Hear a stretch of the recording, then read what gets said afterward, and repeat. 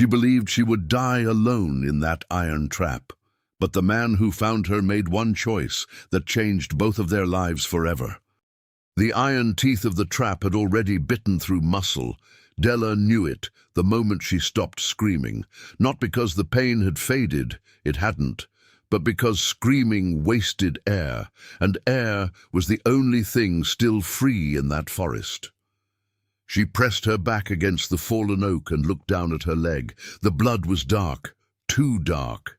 It had soaked through the leather binding around her calf and was now painting the frozen leaves beneath her a deep, ugly red.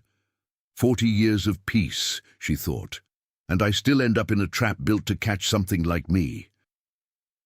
The Blackstone peaks were silent around her. No wind, no birds, just the cold pressing in from every direction, patient as death itself. Della reached for the trap's spring mechanism and pulled. The iron didn't move. She tried again, her emerald fingers going white at the knuckles, and the pain that shot up her leg almost made her vision go black. She bit down hard and breathed through her nose until the world came back. She had maybe 2 days before infection made the decision for her. The hatchet lay 3 feet away. She'd dropped it when the trap snapped shut, and now it sat in the leaves like a small joke. Useless. Everything was useless from this distance. Della closed her amber eyes and counted backwards from 10. It was a trick her mother had taught her before everything fell apart. When the fear gets too big, make it smaller, number by number. She reached 1.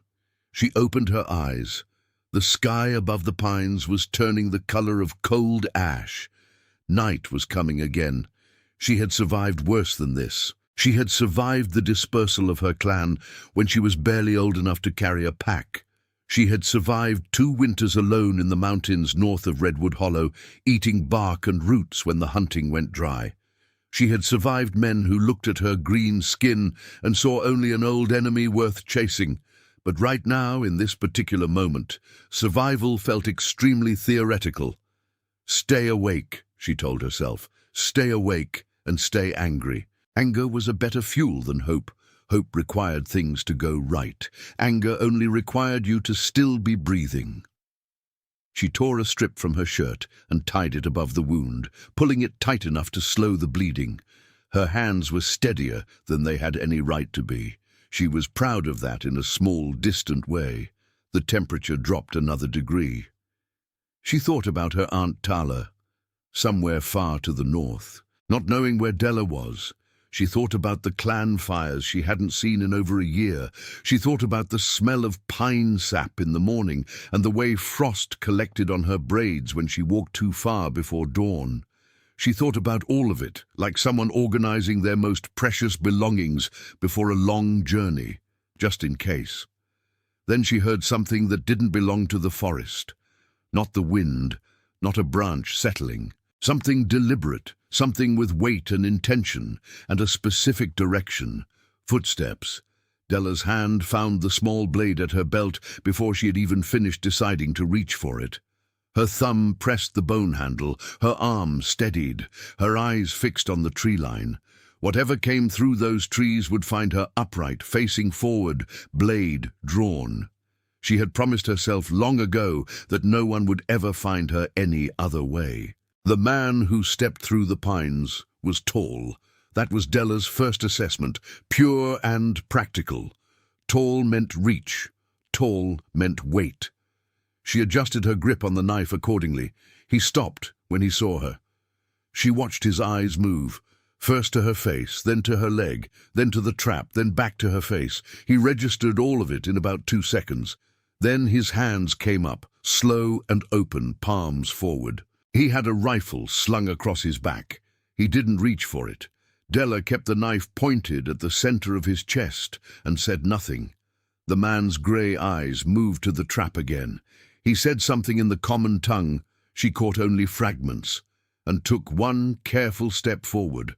Stop! Her accent was thick, but the word was clear. He stopped. They stayed that way for a long moment. Wind moved through the high branches. Somewhere above them a crow made one flat sound and went quiet. The man slowly crouched down and set his rifle on the ground. Della hadn't expected that. He kept his hands visible and pointed to the trap, then to himself, making a pulling motion. The meaning was plain enough. "Let me help." She didn't answer. He waited. That patience, that absolute unbothered patience, unsettled her more than aggression would have. She knew how to respond to aggression. This was harder to read. She studied his face while she still had the advantage of the knife between them. Dark hair pulled back from a sun-bronzed face, a short, full beard, jaw set, but not tight. The grey eyes were steady and something close to tired, in the way that people who carry old grief behind their eyes always look tired. His hands stayed up. He didn't speak again. He simply waited to be told what to do. "Trust costs you everything," her mother had said once, "but so does dying alone in the cold." "You come close," Della finally said, keeping the knife level. "I keep this." He nodded once. He moved to the trap and crouched beside it, examining the mechanism. She watched his face as he worked. No disgust, no superiority, nothing she'd learned to expect from the men who crossed her path in these mountains. Just concentration. Just a man looking at a problem he wanted to solve. He braced both boots against the frame, set his hands on the springs, and pushed. The iron resisted. He repositioned, pushed again. The cords in his neck pulled tight and his breath came out in a white cloud. And then, slowly, with a sound like something breaking, the trap opened. The pain that followed was extraordinary.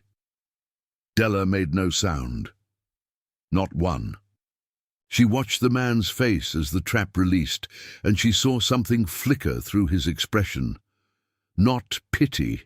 Pity she would have rejected instantly.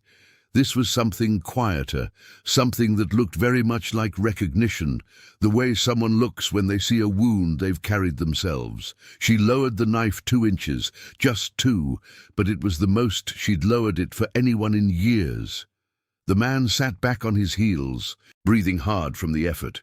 He rubbed his palms together for warmth. Then he looked at her leg, then at the sky, then back at her. He pointed east, toward where the peaks broke and the land opened. Then he said one word she understood completely. "Shelter." Della refused. She said it with her eyes before she said it with her body, standing on one leg, pressing her weight against the fallen tree, making it absolutely clear that she intended to walk out of this forest on her own terms. She took 3 steps. The 4th one folded her. She caught herself on a pine branch before hitting the ground, just barely. She held there, suspended between the tree and her own stubbornness, breathing through the pain in long, deliberate pulls. Behind her, the man didn't move. He didn't rush to her. He didn't say "I told you so" in whatever language he used. He picked up a fallen branch from the ground, broke it to a manageable length, and held it out toward her. Not to her hand. To the space between them, she would have to reach for it herself. He made that very clear. Della stared at the branch for a long moment. She thought about Tala, who always said that accepting help was not the same as surrendering it. She thought about the cold, which had no patience for pride. She thought about the infection that was already working its way through the torn muscle of her calf. She reached out and took the far end of the branch. He held the near end. They began to walk. He set his pace to hers without being asked. When she slowed, he slowed. When she stopped to breathe, he stopped and looked at the trees as if he had something interesting to consider in that direction, giving her the privacy of her own pain. The walk to Cedar Hollow Ranch took nearly an hour. She spent most of it cataloguing him. His boots were worn down at the outside heel, the walk of someone who spent long hours on uneven ground. There was a scar across his left knuckle, old and white. His coat had been mended at least 3 times in different colors of thread. The work of someone who fixes things himself because there was no one else to ask. He lives alone, she concluded. He's lived alone for a long time. The ranch appeared between the trees slowly, the way things do when you aren't sure you're going towards safety or something else. A main cabin, sturdy and plain, a small barn, a corral with 3 horses that raised their heads when the strangers arrived. Della scanned it all before she crossed the fence line. 2 doors visible from outside, 3 windows on the main cabin. The barn had a back wall that opened onto the tree line. The corral gate faced south. She filed every detail. The man opened the cabin door and stood aside. He didn't gesture her in, didn't wave her forward, simply stepped away from the entrance, leaving the choice entirely to her. The wind came down from the peaks and found every gap in her torn clothing. She crossed the threshold. Inside was clean in the way that a solitary person's space gets clean. Functional, sparse, everything in its assigned place. A single bed, a table with 2 chairs, though she suspected he'd had only one until recently, and added another at some point he hadn't planned on. A fireplace with last night's ash still in it. There were no photographs. No letters pinned to the walls, nothing personal displayed anywhere. Whatever this man carried, he kept it entirely inside. He crouched by the fireplace and began building a fire. She pressed herself against the far wall, knife still at her belt, watching. When the first flame caught, he set a pot of water on the hook above it and brought clean cloths to the small table. He left them there, took 2 steps back, and waited again, with that same impossible patience, for her to decide what she would allow. 3 days passed like held breath. Elias moved around his own cabin like a man navigating a room where something fragile had been placed in an uncertain spot. Careful, aware of every footfall, making no sudden moves. He cooked, he mended rope by the fire. He went out to tend the horses and came back in without drama. She watched everything. He understood why. He'd learned, in the 34 years of his life, that trust had nothing to do with the intentions of the person offering it, and everything to do with the history of the person being asked to receive it. A man could be entirely trustworthy and still have no right to someone's trust. Tobias had understood that too. Tobias had always been better with people than Elias was. The thought arrived the way it always did. Sideways and fast, like something thrown at the back of your head. Elias let it pass through him and set another piece of wood on the fire. On the 4th morning, he pointed to the water bucket. "Water," he said. She didn't respond. He hadn't expected her to. He filled the bucket and set it near the window and went back to his work. That evening, while he sharpened a blade by the fire, he heard her voice, low and careful, directed at no one. Water. The word was exact, perfect accent. She'd been practicing it silently all day. He didn't look up. Later she pointed to the fire and said a word in the Orcish tongue, something that started like a low note and ended higher, bright and clean. She watched him try to repeat it. He got it badly wrong. The sound she made, small, sharp, surprised, was the first real thing he'd heard from her that wasn't caution or pain. He'd almost called it a laugh. He was careful not to make that observation out loud. By the end of the week, they had 23 words between them. They scratched them into the dirt floor in both scripts, his block letters, her flowing marks, and compared them like merchants checking accounts. One night, deep in the dark hours, he woke to her sitting upright in the corner, breathing wrong. He recognized that breathing. He'd done it himself for the first year after they found Tobias. That particular terror, the kind that lives behind the eyes during the day and comes fully alive at night. He lit the lamp and set it on the floor between them. Just enough light. Then he sat back against the wall and said nothing. He didn't move toward her, didn't ask questions, just stayed. After a while, her breathing evened out. She looked at him once across the lamplight, not with gratitude exactly, with something more careful than that. He blew out the lamp. They returned to their corners. In the morning, she left the knife on the floor while she went outside to stand in the pale autumn sun. He saw it and went immediately to the barn to feed the horses, staying out long enough for her to reclaim the knife or leave it, whichever she chose. Without him watching either decision, when he came back in, the knife was still on the floor. He stepped over it and started breakfast. He'd spent years believing that Cedar Hollow Ranch was exactly what he needed, a place far enough from everything that nothing could reach him. No debts, no connections, no risk. He'd sold every piece of their shared life after Tobias died and used the money to disappear into the Blackstone Peaks. He had believed, with genuine conviction, that he was done needing anything. The cabin now smelled like the medicinal herbs she'd bundled and hung near the window. The fire had been rebuilt before he woke. He poured 2 cups of coffee and left one where she could reach it. Her leg healed faster than either of them expected. Della gave the credit entirely to the roots she'd gathered in Redwood Hollow, kneeling in the cold mud along the creek bank, pressing her fingers into the soft earth to find the ones that went deep. Black willow bark for the infection, yellow dock for the blood, and a small waxy leaf she'd learned from her mother that had no common name in any human tongue she knew. She packed the wound each morning and changed the packing each evening, and within 10 days the angry red edges had calmed to pink, and within 15 she was walking without leaning on anything. Elias watched without commenting. When she came back from a walk carrying something new, he made space on the windowsill and asked no questions. She noticed that he had a cough. It wasn't dramatic. Nothing rattled in his chest or bent him double.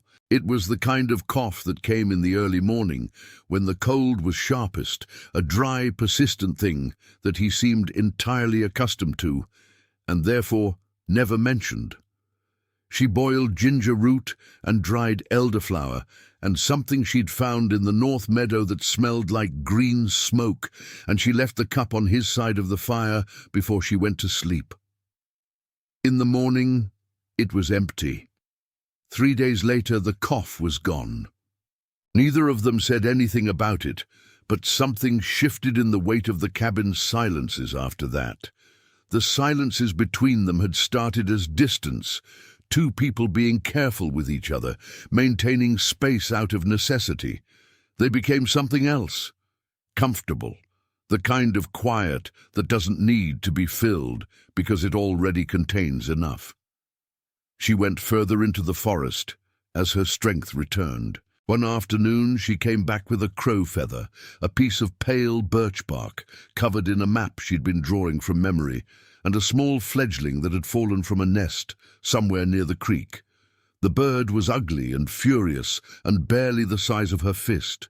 She built it a nest from grass and moss and set it near the warmth of the fire, and she fed it with a strip of cloth dipped in water and mashed insects. And she did all of this with enormous, careful attention, the kind of attention that reveals more about a person than any conversation. Elias found reasons to stay near the fire that afternoon. He watched her hands, strong hands, scarred at the knuckles, capable of drawing a bow or packing a wound with equal precision, moving around this tiny, helpless thing with total gentleness.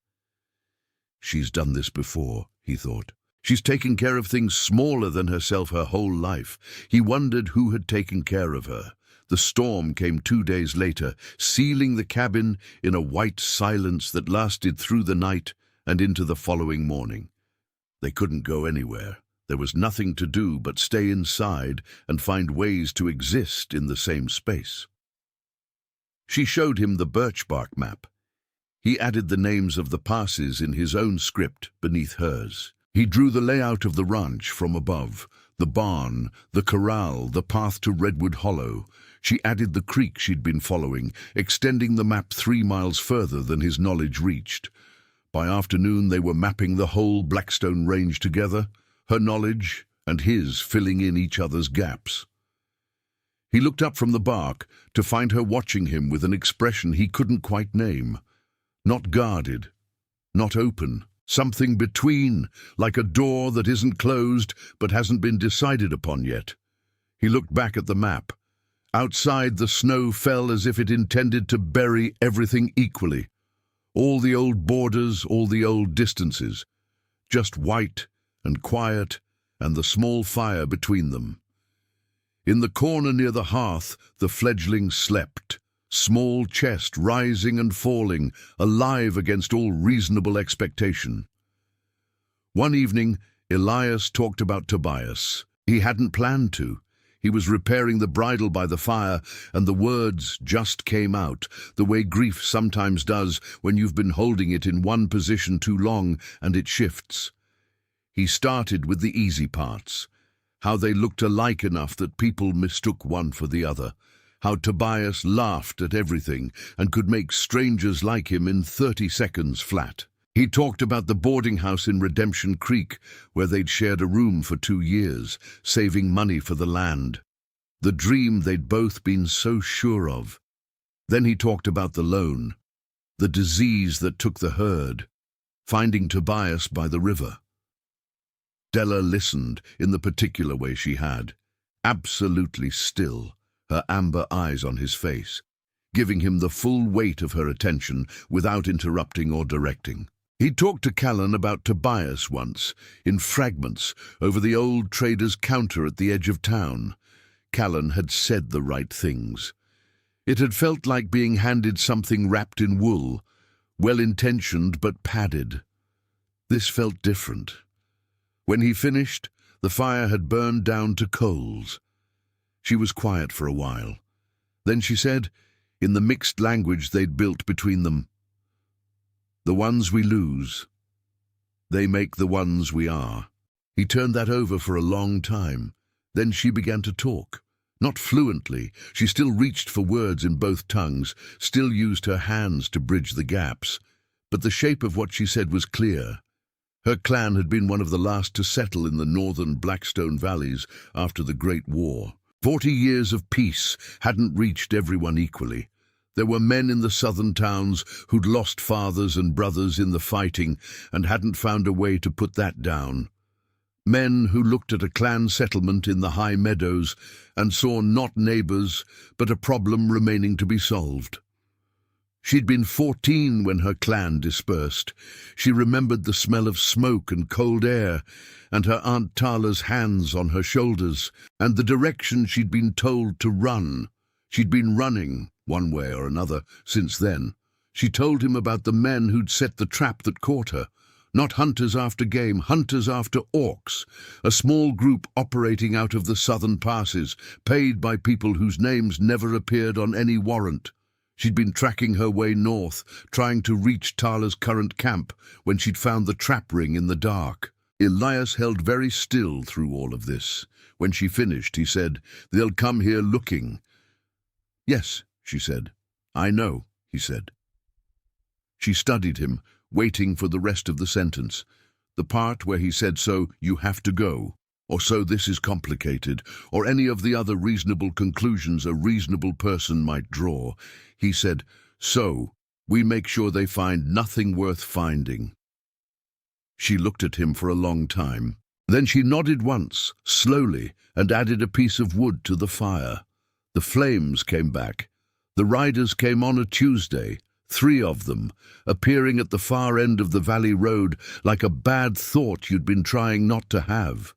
Elias saw them from the corral while he was patching the fence line. He knew what they were before they got close enough to show faces. He'd seen men like this all his life. Not the kind of hard that comes from work, but the kind that comes from deciding other people are worth less than what you can get for them. He walked back to the cabin at a normal pace and said, 3 men on the road." Della was at the fire, grinding herbs. She set down the stone and stood. "Your leg," he said. "Is fine," she said, "if they get inside." "They won't." She was already reading the room the same way she'd read it on the first day. Doors, windows, angles. "The roof vent by the east wall. I can reach the pines from there." He wanted to argue. He knew better. Before she moved, she crossed to the peg near the door. His spare hat hung there, the same cut and color as the one on his head. She took it without explaining and tucked it under her arm. "Don't lie badly," she said. He almost smiled. "I'll do my best." She was through the roof vent and gone by the time hooves reached the fence line. Garrett Cole was exactly the kind of man Elias had expected. A scar down his right cheek, eyes that did their accounting without any warmth at all. The two men with him, Turner and Boone, had the easy cruelty of people who'd been following orders long enough to forget they were choices. Elias leaned on the fence post with his arms crossed and waited. Cole said they were looking for an orc, female, young, injured. Last seen heading north through the Blackstone passes. Haven't seen anything like that, Elias said. Cole looked at the cabin, then at the churned mud near the door, then at the single rope line where 2 sets of damp cloth had been hung to dry. "You live alone," Cole said. It wasn't a question. "That's right. Long time to be alone." "I like it." Cole turned to Turner and nodded. Turner dismounted and moved toward the cabin window. What happened next happened quickly. The first arrow came from somewhere above the tree line and hit the saddle horn of Cole's horse so cleanly that the horse threw its head but didn't bolt. The second arrow crossed 6 feet of air and pinned the brim of Cole's spare hat, the one Della had taken from the peg, to the cabin door, close enough to part his hair. Everything stopped. Cole looked at the hat pinned to the door, then at the trees, then at Elias, who had his rifle drawn and pointed at the place where all 3 men were grouped together. "How many you think are up there?" Elias said. Cole did the mathematics of his own survival. It took about 8 seconds. "Move!" he said to Turner and Boone. They moved. Elias watched them go until the sound of hooves faded past Bear Ridge Pass, then kept watching for another 10 minutes after that. Then he set his rifle against the wall and looked at the tree line. She dropped out of a pine about 40 yards up the hill, landing clean and walking toward him without hurrying. They went inside. That night, neither of them slept. Not out of fear. The fear had been handled, at least for now. It was something else, the particular quality of a night that forces 2 people to reckon with what they actually mean to each other. Elias sat at the table with the lamp between them. Della sat across from him, and the knife that had been between them on the first night was nowhere in sight. It had been a while since either of them had tracked where it was. He told her what he'd been deciding while she was in the pines. "Cole will come back," he said. "More men. He's not someone who leaves things unfinished." "I know," she said. "The pass closes in maybe 3 weeks. If you're in the north by then—" "Tala can keep me safe," Della said. It was factual, not defensive. "Yes, I know that too," he said. She looked at him carefully. "You want me to go?" "No," he said. "I want you to be safe. Those aren't the same thing." The lamp flame went sideways in a draft from under the door and steadied. She was quiet for a long moment. Then she said, "In my language, when someone gives you shelter and asks nothing, really asks nothing, there's a word for what you owe them. You don't owe me anything." "Not a debt," she said. "A bond. Different." She paused, organizing words. "Like the land owes the rain, not because rain demands it, because that is what is true." He didn't know what to do with that. He sat with it. She reached up to the braid over her shoulder and unpinned the small hawk feather she'd worn there since before he met her. She leaned across the table and pressed it to the band of his hat. "That's the 2nd time you've done that," he said. "First time was asking," she said. "This time is telling." "Telling me what?" She looked at him directly, the way she had on that first morning in the forest when she'd raised the knife, clear-eyed, no performance, no pretense. "That you are someone worth returning to." The next morning he packed everything she would need. His best horse, the grey mare that trusted strangers quickly, who'd never spooked in the high passes. Enough dried meat for 2 weeks, the medical supplies, all of them. A compass that had belonged to Tobias, which Elias had carried since the river. He packed it all deliberately, making it good. Making it the best he knew how. She came and stood beside him while he worked and helped him roll the bedding pack tighter so it would sit better on the mare's back. Their hands were close the whole time. Neither of them pulled away. At the fence line she turned. She pressed the handle of her short oak blade into his hand, closing his fingers around it, the same knife she'd pointed at him in the forest. He understood, without needing any translation, exactly what that meant. She mounted. He stepped back from the gate. He watched her ride through the meadow and into the shadow of the pines, growing smaller with the distance until the trees took her completely. Then Cedar Hollow Ranch was just a ranch again, quiet, functional, everything in its place. He looked at the knife in his hand for a long time. He went inside and put it on the table where he could see it from anywhere in the room. He started counting. On the 42nd day, the horses told him first. All three raised their heads at the same moment, ears forward, looking toward the Bear Ridge Road. It was the same way they'd announced Cole and his men, but not the same energy, no white showing around their eyes, no shift in weight toward the far fence, just attention, recognition. Elia set down the bridle he'd been repairing and stood up slowly. Two riders came out of the morning light at the far end of the valley. He knew the grey mare immediately, the particular way she moved, slightly favouring the left, a habit he'd never managed to train out of her, and on her back, upright and easy, the dark braid he'd spent 42 mornings thinking about. The second rider was someone else. She was taller than Della, riding a dark horse, with the deliberate stillness of someone accustomed to being looked at. Her hair was silver-streaked and braided thick, her posture the kind that took decades to earn. Even at distance he could see that she was reading him the same way Della had on that first day. Cataloguing, measuring, deciding. He walked to the fence line and waited. They came through the gate at a walk. Della dismounted and stood in front of him and looked at his face for a long moment, as if checking that the version of him she'd been carrying north was still accurate. Apparently it was. Something in her shoulders let go. "This is Tala," she said, "my father's sister." The older orc studied him from the saddle. He met her eyes without looking away and without making anything of it, just standing in his own yard in the clear, cold morning.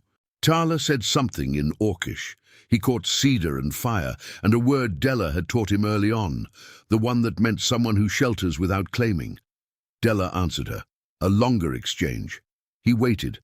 Tala dismounted, walked to him, and held out her hand in the human way. Her grip was brief and complete. She said in careful common tongue, "My niece chose well." He said, "She chose herself. I just didn't make it harder than it needed to be." Tala looked at him steadily, then something in her face changed. Not softened exactly, but recognized. She turned to Della and said one word. Della looked at him. "She says you can stay," Della said, "if that's what you want." The morning light came across the meadow flat and clean, catching the frost on the fence posts and turning it briefly silver. The horses stood together near the trough. Somewhere in the pines behind the barn, a bird was making the repetitive, emphatic sound of something very much alive, small and bright and unhurried. He'd been waiting 42 days for a reason to say what he was about to say. He'd been waiting, if he was honest, much longer than that. "This is my home," he said. "I'd like it to be yours too." Della walked to him across the frost-stiff grass and stood close enough that he could see the small scar at her jaw and the way the morning caught the gold in her eyes. She unpinned the feather from his hat, replaced it carefully with one she'd been carrying, dark and iridescent, threaded with a thin red cord. "In my language," she said quietly, "this means I am home." He took her hand. She let him. Behind them, Tala led both horses to the trough and left the two of them there in the yard, in the winter light, in the particular silence of people who have stopped running and finally recognized the place where they've arrived. The fire inside the cabin was still burning. It had been burning for 42 days. It would keep burning. Did you enjoy the story? Subscribe to the channel to watch more stories like this one. Leave a like, it helps the channel a lot. And drop a comment down below. I always read them and use your feedback to make our content better. Thanks so much. Orcbound Legacy.